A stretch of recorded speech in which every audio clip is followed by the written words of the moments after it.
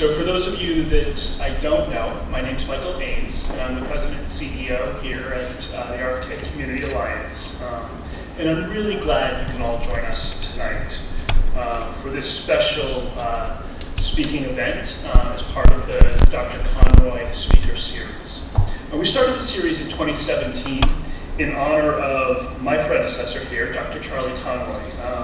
He was the President and CEO of Perkins. And we started this with the intention of bringing together people for important conversations, and bringing those conversations to the communities around us and in which we work. Well, Charlie could not be here tonight. I am really excited to be able to bring this conversation to you all tonight.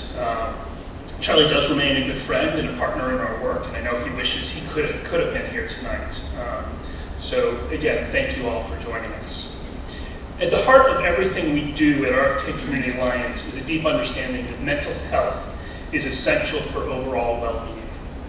Across our programs, we care for and treat children, youth, and adults who are managing complex situations and diagnoses, many of whom are challenged by mental health conditions that require they're working with us and with the experts that we have on staff.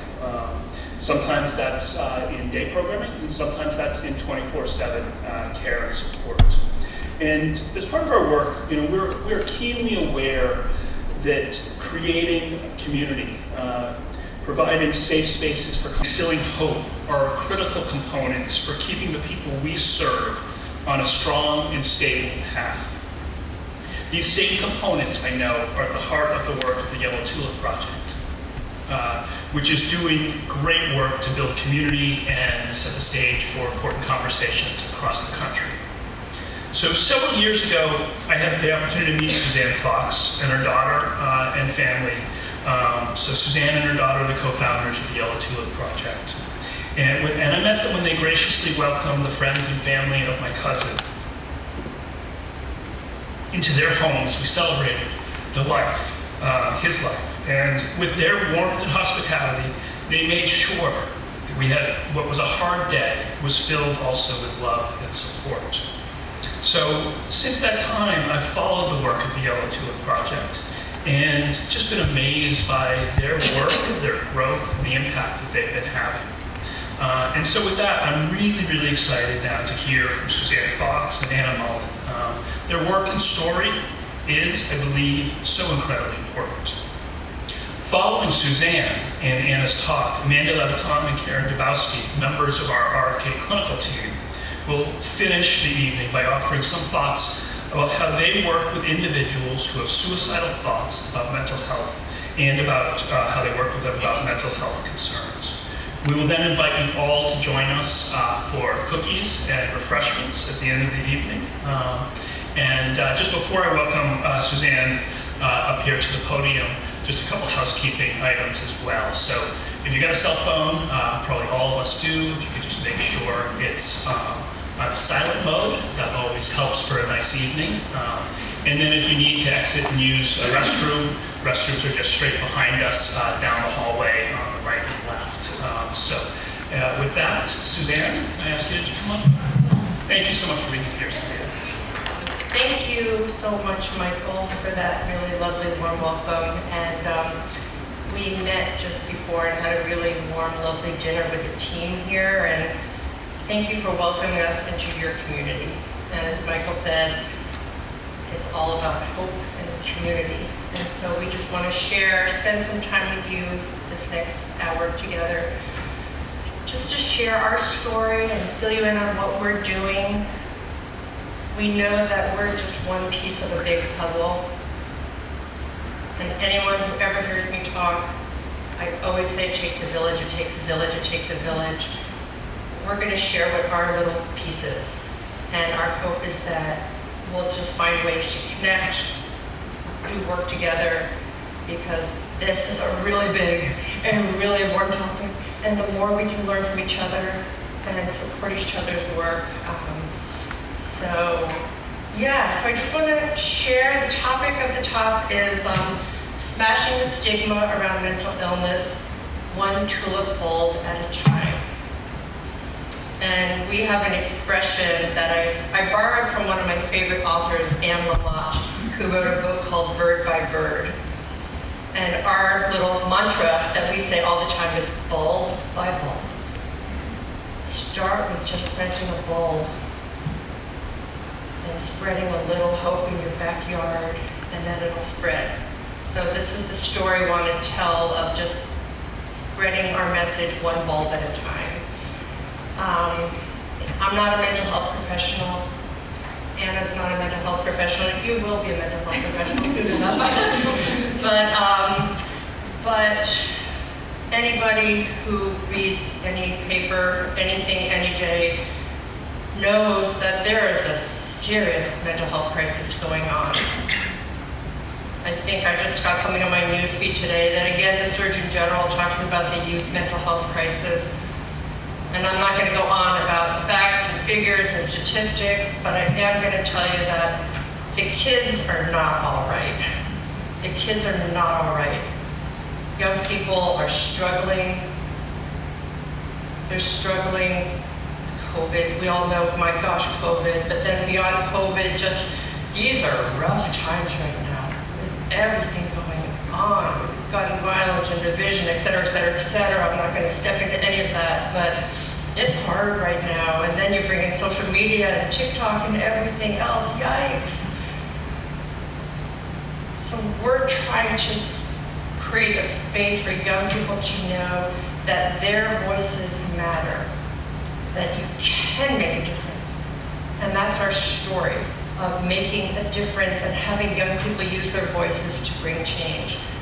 And we were talking at dinner a little bit about mattering. And there is a big issue right now where young people don't feel that they matter. And if one young person has an ally as an adult, a mentor, someone that believes in them, that they belong, wow, that makes a big difference. So, Michael said a little story. I'm going to start a little bit with why am I standing here? I'm not a mental health professional. I'm a China expert. I spent 35 years of my life living in Beijing and Shanghai and learning about China, but life is complicated and twists and turns, so I'm starting with this slide of the Okavango Delta in Botswana. And I'm showing this slide because one of the things I'm proud of, so much of what we've created at the Yellow Tulip Project, but one part I'm particularly proud of is a storytelling course that we've created, and Anna's going to talk about that a little bit more later. But when we start the storytelling class, we ask the people, young people, to create a river of life, right? Map out your river of life. What are the waterfalls, the boulders, the rapids? What are the things that have defined you? And what are the things that you want to share if you're going to tell a story? So my river of life, here are my kids. Sam, Nate, and Julia. Oh, I'm a really good mom. I'm tuned in. I'm close with my kids. I take them through activities. I'm so connected, or so I thought, because I had absolutely no idea that my baby Julia was suffering from depression. And in just a little bit, we're going to show her story, her talk that she gave that sort of explains her backstory and how we got to where we are. But I don't think I'm the only parent ever that didn't know that their kids are struggling. And so I feel so humbled to be around young people like Anna and all the amazing young people that are making a difference and telling their stories so other people feel less alone. So here's my China years. Oh my gosh, I'm cranking along. I'm doing China connections and educational programs and everything. And then the August of 2015, right before my daughter started her sophomore year of high school, we went on a hike at Popham Beach in Maine. I'm from Portland, Maine. And it's a beautiful beach day right before her sophomore year begins, and we go on a walk. She says, Mom, we need to talk. Mom, I need to tell you that I'm actually depressed.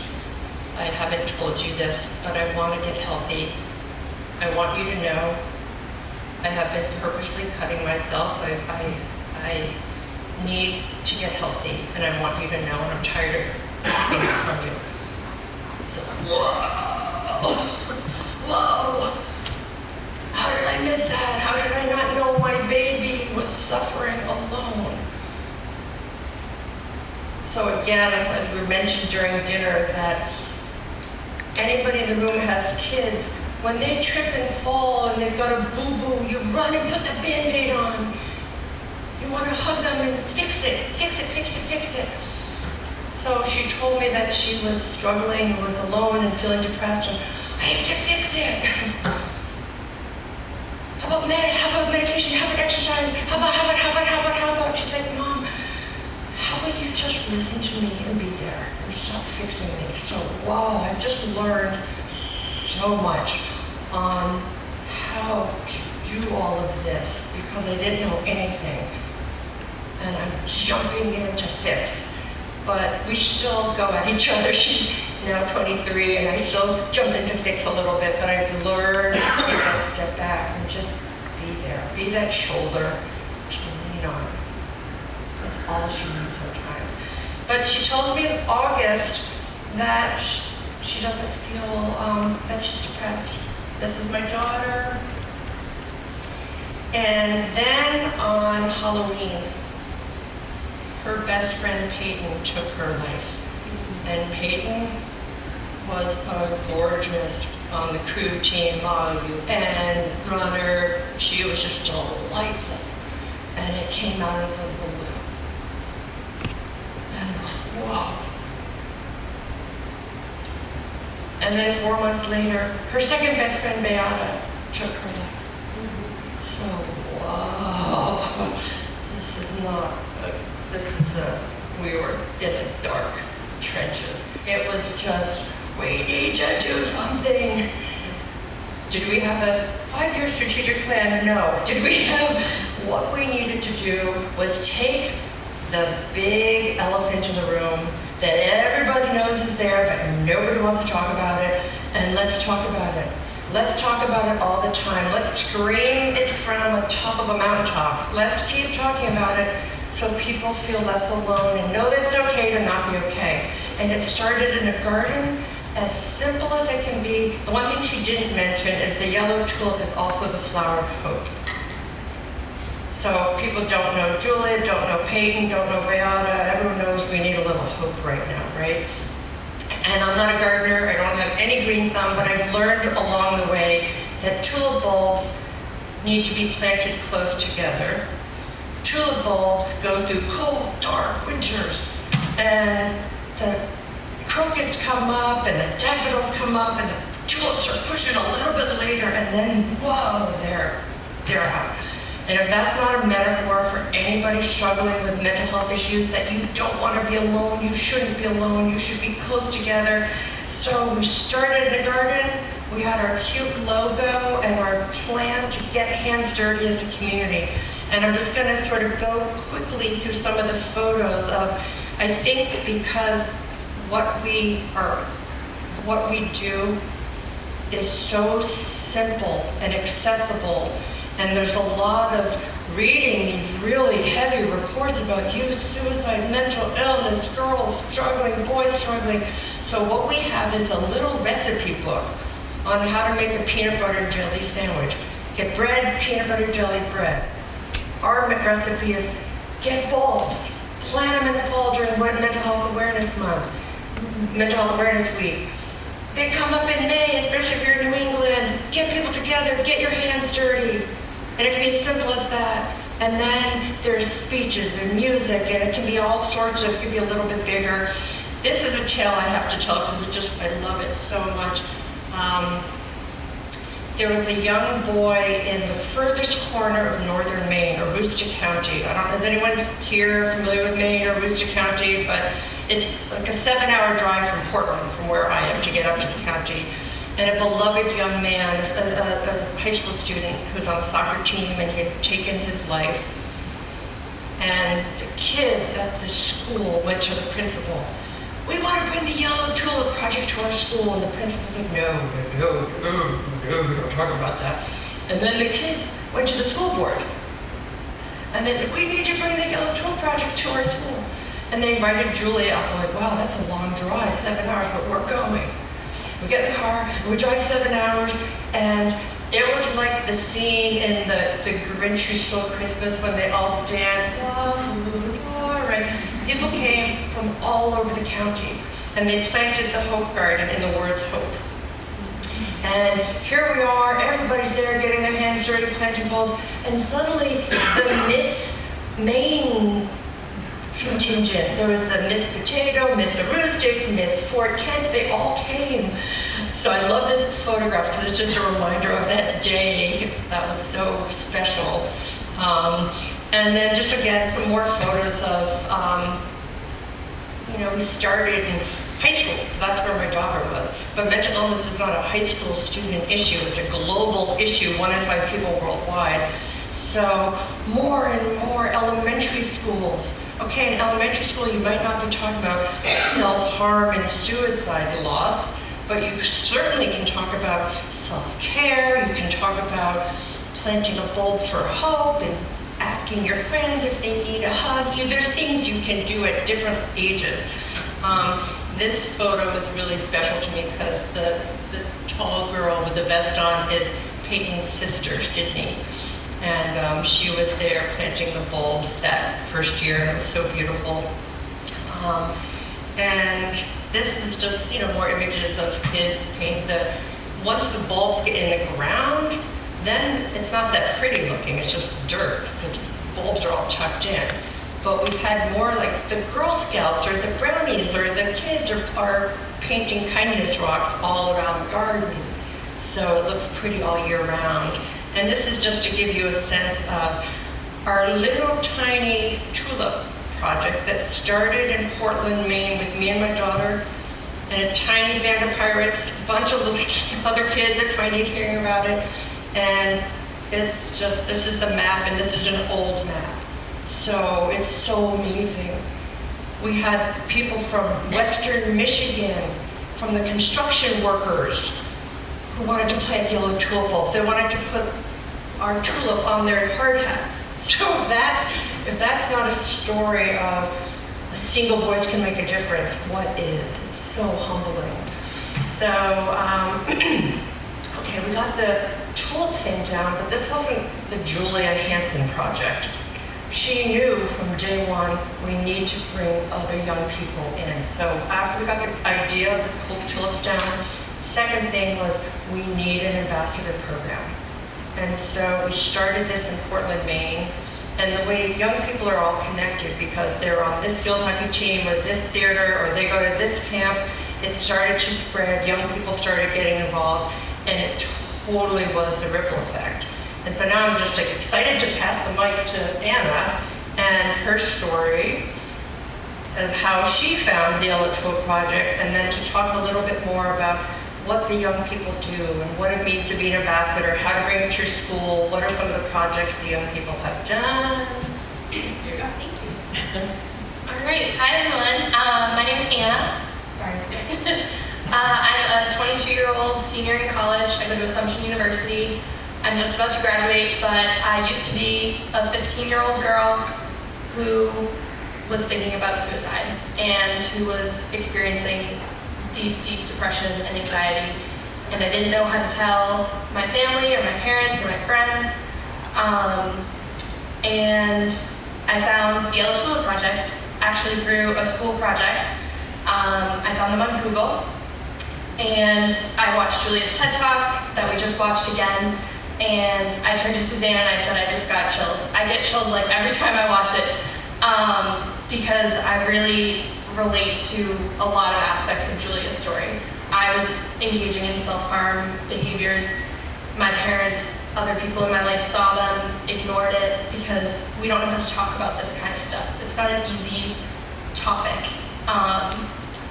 And so I knew that I really wanted to bring this Yellow Tulip Project to my small high school in Massachusetts. So I reached out to Suzanne, very enthusiastic over email, and I was like, how do I do this? And she sent me the little recipe book that she was talking about, how to plant a garden, here's some different events you can do. And I took it and I ran with it. I got a bunch of people, all my friends together. I went to a pretty small school. We had about like 80 people in my grade, and at the informational meeting I had for the Yellow Tulip Project, we had like 50 kids show up. So there was definitely a need for some kind of mental health conversation at my school, and I had people that were seniors that were graduating, and they were saying, I wish that this was here earlier, or I wish I could be a part of this like next school year. So we did all the things. We planted a garden, we had a hope day, we hosted like suicide awareness events, we did the kindness rocks. So that was kind of my journey, my beginning as an ambassador, and then I joined the Youth Leadership Board. I served as the social media director, so that was an incredible experience. And because I was from Massachusetts and the organization's central hub was in Maine, I didn't really get to know a lot of people until I joined the Youth Leadership Board. So now I get to connect with all these amazing young people that are now all across the country. I'm in like Wisconsin, Missouri, California. It's just incredible to see and talk to all of these people that are just as passionate about something that I am. So these are just some images of some Hope Day events. This was kind of, I don't have a picture of my Hope Day, but this was kind of, if you can imagine. This is the Youth Leadership Board that I was talking about. I strongly, strongly believe that the Yellow Tulip Project would not be who it is or what it is without the Youth Leadership Board.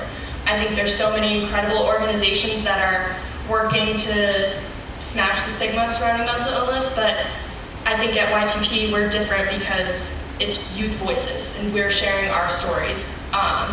So that's what I think just sets us apart from the rest of the country. And then this is an example of one of the programs that we have developed as the Youth Leadership Board and the Ambassador team. Sure. I mean, what's so inspiring is that I never say, do this. They always say, hey, I have a great idea. So this is Mia. She's a freshman at Northeastern University. Her senior year of high school, she did this year-long program on how to get young people involved and bring mental health awareness to her school. And it was so well received in her high school. So she created this mental health activism toolkit. And I think next Thursday she's doing a Zoom training for any ambassador around the country to Zoom in and learn how to do it. So that's just an example of, now we have this kit because it came from her. Yeah, I keep going? Yeah. And then this is the diversity equity kit that I was talking about. We have a diversity equity team. And wow, did they work really hard and just looking about people's experiences and the need to have more resources for marginalized communities and underrepresented communities, and just wow, this is a kit that is on our website. Download, share with anybody in your community because it's so thoughtful and it's very, the breadth of the communities that are represented with resources and sources and just helplines, it's really comprehensive. Again, this was their initiative and I'm really excited about it. Yeah, so I am gonna go a little quickly because I'm just paying attention to the time, but it's such a work in progress. It's been so amazing to see, okay, we started in high school, but we're going up to colleges and out to communities and into schools and down to elementary schools. We've got kids, like I mentioned before, the elementary school kids are painting the rocks and planting the gardens, and how lovely is that? But I do want to take a minute and talk about the middle school story, because all of the youth involved in our leadership team, their stories are different. Some are from Missouri, some are from South Carolina, some are from Maine. They're all different stories. Some are high school students, some are college students. All of them say, when I was in middle school, in middle school, I know my middle school, I had braces, my puffy hair, I was zitty, it didn't fit in, and peer pressure. Middle school was just awkward for anybody. Middle school is just super awkward. But anybody struggling with mental health, middle school is so awkward, and mental health is barely talked about in high school. During like your 1 week of health, you get 1 day. I don't know, Anna, is that true? Yeah, it's barely talked about in high school, but really not mentioned in middle school. So we are like, wow, we need to talk about this in middle school. So we created a whole program, back to that recipe book, for what middle school kids can do. And this is one piece that my daughter and someone on our team created, this nature-based creative daily practice, using art and reflection on how to take care of yourself early. So if you start middle school, when you get into high school and beyond, you've got some tools with you. But there is a nurse in Plymouth, Massachusetts, who found out about us. And sort of like Anna brought it to her high school, this nurse, Nurse Judy, went all in and brought it to her middle school. And she has a Tulip team.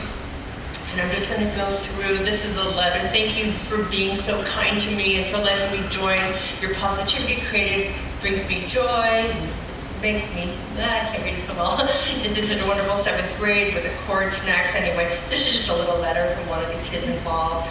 But every month, every week, their Tulip team with me. And they created hope bags. They created a tulip tree. Let me see. They planted bulbs. They painted murals.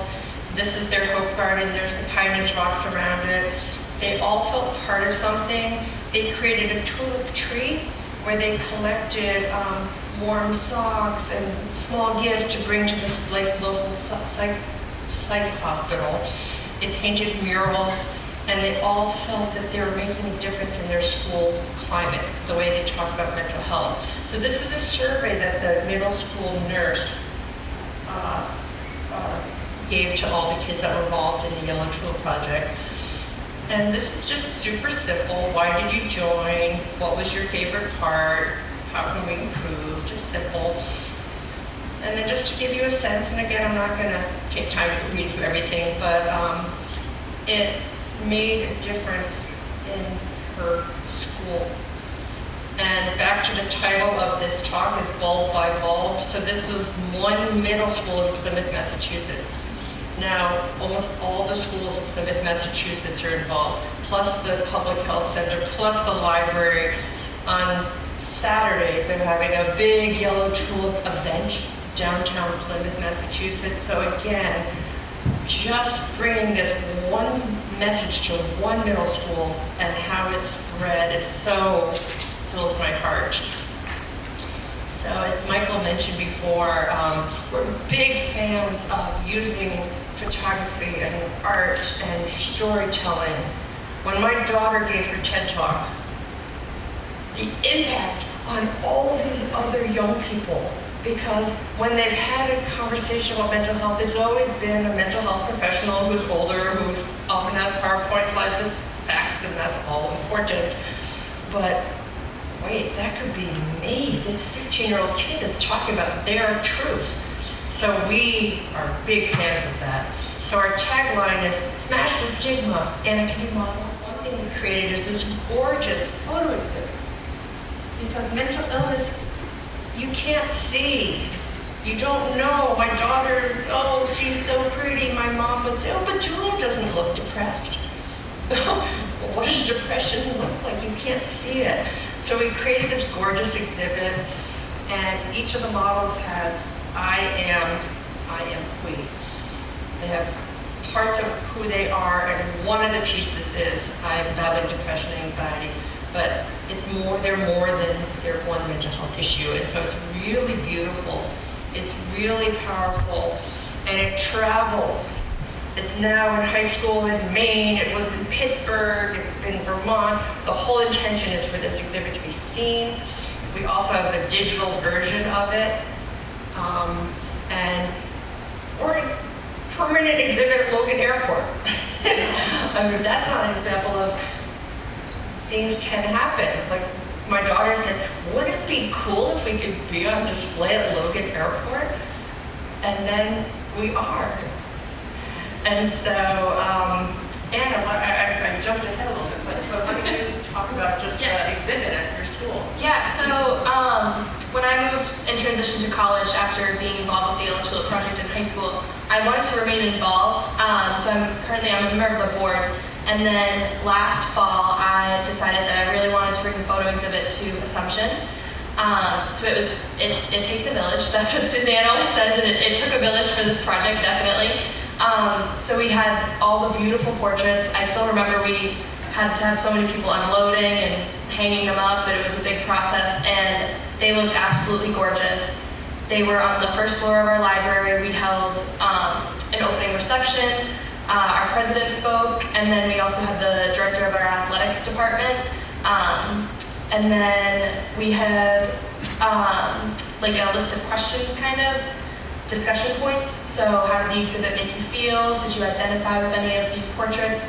And we just had so much positive, incredible feedback after the event. I know the library has hosted a bunch of different photo exhibits, they said, and they said that this one was definitely impactful, it was meaningful, it's just so beautiful, and they're so simple, so just walking around the room and being able to read everybody's descriptions was really awesome. Yeah, and then one more piece of that puzzle is, this is David. He is a senior at St. Paul's Academy in Massachusetts, and he reached out to me. He's from China, and he reached out after walking through the exhibit at Logan, and he said, whoa, mental illness is not something my family ever talks about. Family shame stays in the family, we don't talk about that. And he had been struggling and not talking about it, and he's walking through the exhibit, and whoa, it really made an impact on this young man. And he said he has his whole story, his own story, which is actually on our website, beautiful story to watch if you're interested. But he said, to celebrate my recovery, I want to hike the tallest mountain in South America and watch a sunrise. And do you have a Yellow Tulip Project flag I can bring with me? I'm like, well, we don't, but damn straight I'm gonna make you one. So this is David on the top of the mountain in South America after he saw the photo exhibit. So that was just, whoa, such an incredible story. So the other piece is that, okay, we have amazing, amazing, amazing ambassadors.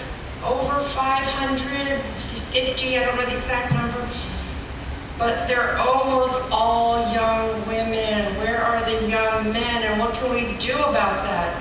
And is our logo too cute, or what's happening? Where are the men? Toxic masculinity, there's so many layers. But we said we can't ignore this piece. So we have this new photo exhibit that's being unveiled May 20th in Portland, and then the same thing. It's gonna travel, it's gonna be digital versions, use it in health class, but we have 20 young men who all wanted to be part of this, and they share a little, I'm sorry it's hard to see, but they have a little quote about what mental health matters, why they're participating, and then what their outlet is. And some of them are lacrosse players, some of them like music, some of them go fishing, but our hope is that the awkward 13-year-old boy sees 24 gorgeous photographs of a diverse collection of young men and says, oh, I'm not alone. So that is something we're also just, again, storytelling and visual photography. And yeah, about the class. Yes, so another initiative that we have at the Yellow Tulip Project is our Storytelling Alchemy course. So it says you can read, an alchemist is a person who turns any material into gold. So you might have struggled in your life, as we all have, and you're able, through storytelling, to turn that negative, dark experience into something positive that can impact so many people, and is kind of what we're doing today. So I was a part of the first storytelling class, and like Suzanne said, we met on Zoom, I think once or twice, maybe for like a month, a series. We did the River of Life activity. We got to hear from one another about what each of us have endured and what we wanted to share, what we thought was important to share. And then at the end, we had like the presentations. We all got to hear each other's stories and clap for one another about everything that we've been through. So these are some quotes from participants of the storytelling course. So we talk about the ripple effect, and yeah, just sharing your story because I didn't want anyone to ever feel how I did growing up. And then once you participate in the storytelling course, then you're inaugurated into our Speakers Bureau. So I think this is a really great opportunity. YTP in general has given me so many great opportunities to practice a variety of skills like leadership, public speaking. So I think this is another amazing opportunity that we offer to any young person who takes our course. And then switching gears a little bit to another fun initiative, Tails and Tulips is a campaign that is coming up, begins May 1st. May is Mental Health Awareness Month, if you don't know. So this is our fundraising campaign, and it's emphasizing the importance of pets and our mental health. And if you have a dog or something and you go for a walk, you're exercising, that's good for your mental health. You pet your dog, cuddle, that's great for your mental health. So our slogan is "Put Stigma in the Dog House," and this is just adorable. It speaks for itself. Anything else you want to add about the campaign? Well, it's launching Monday, and definitely follow us on Instagram and Facebook and check things out, because if anybody wants to get involved, we have every Wednesday Wolf of the Week, and you can enter your dog and showcase on our site. And we're just trying to emphasize the link between moving it for your mental health, and then it happens to be pet appreciation month too. But yeah, so I think that is like a big. We just dumped a lot of information on you about who we are, what we do, but our intention was to give you just sort of a broad stroke overview, and hopefully some things will land and you want to learn more. I think, the next one is just, here's all of our stuff.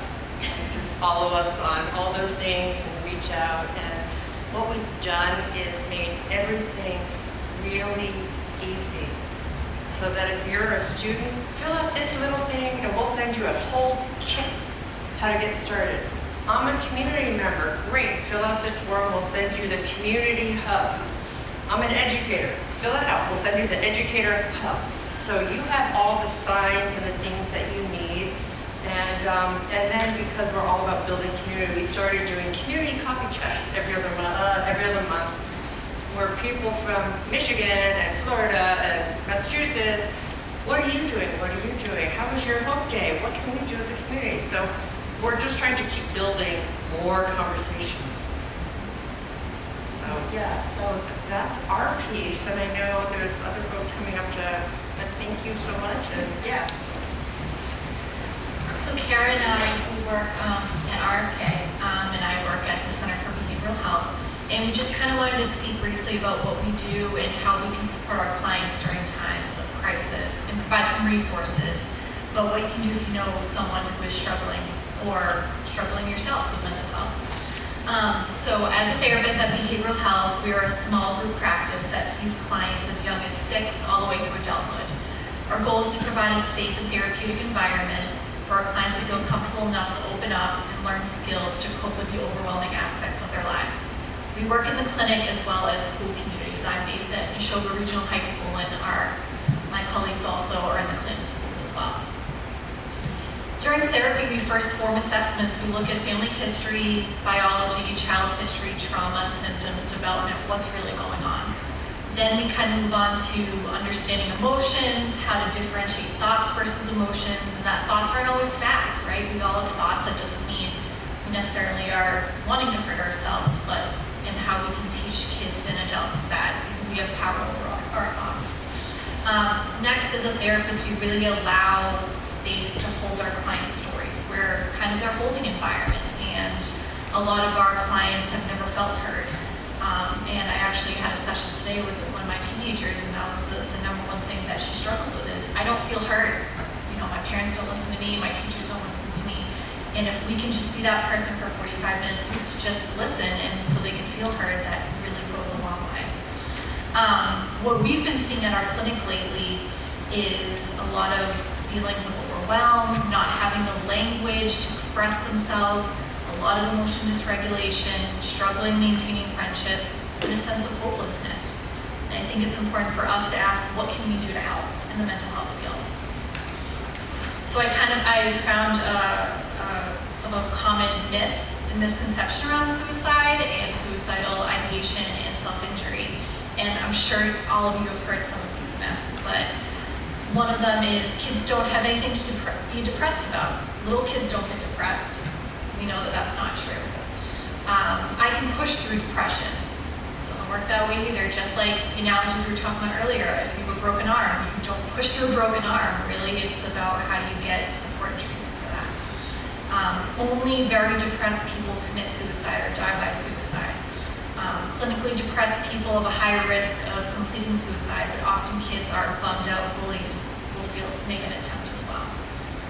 This is one that's really powerful that I try and teach my kids is talking about suicide gives you the idea to kill themselves. That's not necessarily true. We know the more we talk about it, the more educated we become, the less likely kids are going to feel not heard and less alone. Another common myth is there's nothing you can do about someone who really wants to kill themselves. Yes, you can. You can listen. You can provide resources. You can just be their holding environment for them. If someone has an uncompleted suicide attempt, then they probably won't try again. This isn't true. People who have unsuccessful attempts are more likely to make another attempt than someone who's never made an attempt. This is another myth that, especially my parents, I talk with them about is self-injurious behavior is a precursor to committing suicide. There is a huge differentiation between suicidal ideation and self-injurious behavior. And I think there's a lot of common misconceptions around that. Self-injury is not suicide attempts, and sometimes it's really, I need support, or I need a release, or I feel so numb, this is the only way I can feel. That doesn't necessarily mean that they want to unalive themselves. If someone's talking about suicide, they don't really mean it. It's another common myth. Most people who are thinking about suicide are ambivalent. They're looking for a reason to not kill themselves. And one other myth is if someone is talking about suicide, they don't really mean it. That's not true. They're just looking for help. So I kind of just want to quickly talk about depression and how do we know our kids are depressed, or how do we know if a loved one is depressed? There's a difference between biologically being predisposed to depression versus environmental factors. And kind of what we keep talking about is depression is illness, and it's an invisible illness, but you still need to treat it. Some of the signs are changes in mood, less sleep, can't concentrate, easily agitated, hopelessness, change of eating, overwhelmed, or self-medicating. What can parents do? And here's a list of things not to say. You don't say it will pass, everyone goes through this, look on the bright side, you're acting crazy, get over it, shake it off, I know how you feel. I know how you feel is a really invalidating statement because you actually don't know how everyone feels. As a therapist, I catch myself saying it too, oh, I get it. No, I don't, I've never walked a day in your shoes. So really being mindful about language and how sometimes we think we're being helpful, but it can sometimes be invalidating. But what you can do is listen. I think as a therapist, I'm sure you do the same thing here, is really just listening. You don't have to say anything, you don't have to fill the space. Sometimes I'm very guilty of it. I don't like lull conversations. I might try and catch myself being like, that must be hard. And really just zipping it and just listening is so powerful. Regardless what you might not like or agree with, it's especially as a parent, just listening is such a powerful tool. Keeping rules and boundaries, when our kids are hurt and we want to fix, we want to save, we want to rescue, but really the most powerful thing you can do is be consistent, set boundaries. Just because you're feeling depressed doesn't mean you don't have to do the dishes, right? Like, the more you're consistent, is that showing that you're trying to keep your child safe too. Your child should not be the one making the decisions. Yes, just like if you have a broken arm, you gotta take them to the hospital. You can't just, let them have control in those moments. They're looking for containment, and being consistent and listening is the most powerful tool for containment. And insist on therapy. I mean, how many of our teenagers are like, I don't need therapy, I'm only here because my parents made me, right? Like, well, you're here because you can't keep yourself safe, and therapy is meant to be another tool for your toolbox. And last, I try to come up with a list of, well, how do you find treatment? Some of my friends, colleagues are, I don't know how to find a therapist. I don't know how to get help.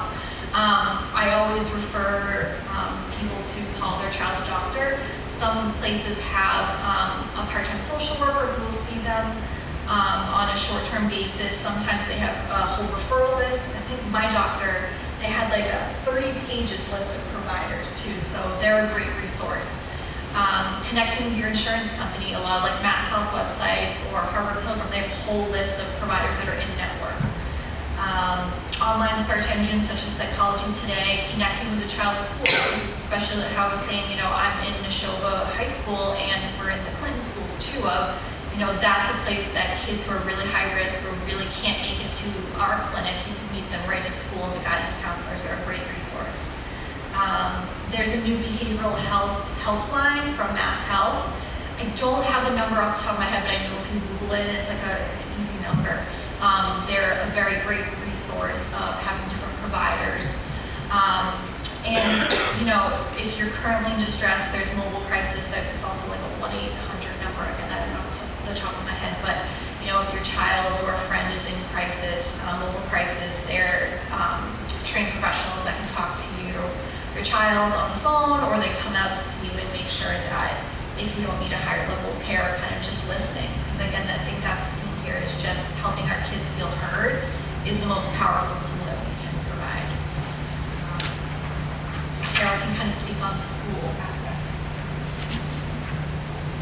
Hi, my name is Erica Domsky. I am a licensed mental health counselor and a therapist. I work here at RFK Community Alliance at Dr. Perkins School. And I think our school really focuses on servicing the needs of students with special education needs and mental health and behavioral challenges. And I feel really proud to work here and to be able to work with the students here around mental health and smashing that stigma, as they said, and helping them with suicidal ideation if it comes up. So a major part of our program is, when students come here for the first time, we ask parents and students, if they have a history of suicidal ideation, a history of gesturing or attempts, looking at if there's weapons in the home, or if they have, friends who have talked about suicide or things like that. And then also we do like a baseline suicide screening if that has been part of their history. We do a program within the classrooms every year. It's called the Signs of Suicide Program, SOS. And we do it through the 8th grade into our adult program, so ages 22. And we do a PowerPoint slide with videos, which are a mix of acting and scenarios, and then also some live act, people have experienced, similar to you, their own journeys. So the real core of that is the ACT acronym, which is acknowledge, signs of suicide, show your friend that you care, and then tell a trusted adult. So these are the things that we're teaching the students to be able to recognize in themselves and in their friends. And then for the students who are adults, we are looking to do treatment. So as they get older, they're, instead of telling a trusted adult, we want them to be able to seek their own services and look to their own providers, whether that be a mental health therapist or PCP or something like that. As Amanda said, 988 is something we also really try to teach the students as a resource, as well as really identifying a trusted adult for themselves, whether that be someone in the school or a parent or a coach or something like that. And we are all trained in the school to be the trusted adult. I know some kids don't always prefer us to be the trusted adult, but we all are trained here. And so we want to encourage students to feel comfortable in coming to us with these kind of questions and concerns. So we also have students who really struggle with suicide that go to school here. And so when students struggle here, we have a protocol to meet with them as a clinician. So I would meet with them if they make a comment or a gesture, and the meeting has to happen that day. And we do the Columbia Suicide Severity Risk Scale, and part of my job is to work on contacting parents, kind of making a plan going forward, like what does that look like? Do they need to be monitored at home? Do they need a screening? Do they need a hospitalization? Do they need a higher level of care? Maybe moving up an appointment with their provider if that's necessary. And then really because we're school, like are they safe to get on the bus? Are they safe to go home? Do they need a parent pickup? Something like that. So that's kind of the day-to-day in and outs for students that come to school here. So that's about it for what we do in school. Suzanne and Anna, it was terrific. I also just want to give one more thank you to our advancement team who will pull all this together, make sure we have cookies and refreshments afterwards. So thank you, Naomi, Alicia, is Erin still here? They're setting up. Already working, Erin, Lisa. But thank you all for being here tonight.